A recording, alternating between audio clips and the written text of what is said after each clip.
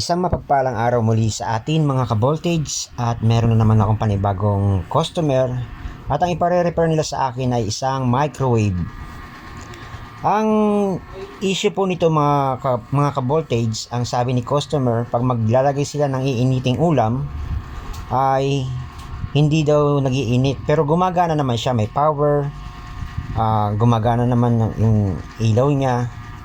Pero pagka nilagyan nga nila ng ulam para initin ay hindi ito nagiinit. So ngayon chinek ko nga po ito at inanalyze ko kung anong problem niya. At ayun nga po, na-check ko po yung magnetron niya ay shorted na po. Kaya pala pag pinagpapower nila to o ino-on nila ay sobrang ingay ng transformer.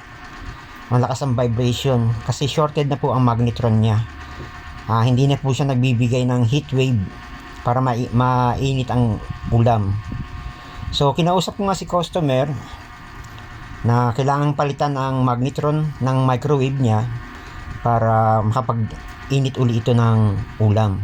So pumayag naman si customer at ayan nga, bumili ako ng panibagong magnetron at kinakabit ko na nga.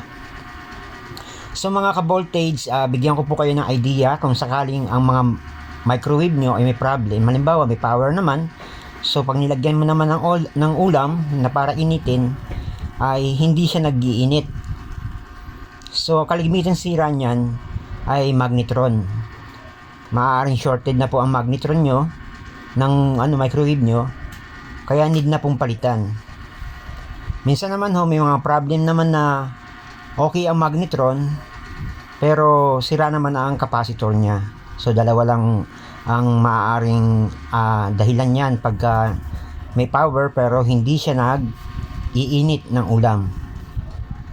Either na magnetron or yung capacitor. So yan nga, tinesting ko na po siya. After ng pinalitan ko siya ng magnetron, tinesting ko, nilagyan ko po siya ng isang basong tubig. Paalala ko lang po sa inyo mga ka-voltage, kung halimbawa gagamit kayo ng microwave, ingatan nyo po na maglagay ng metal o any kind metal or foil o kutsara o mga metal na mangkok. Iwasan nyo po yun para hindi po masira ang magnetron.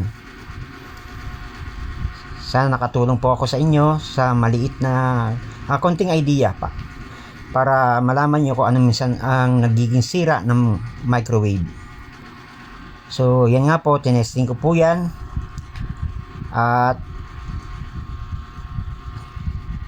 naglagay lang po ako ng baso dyan na may tubig.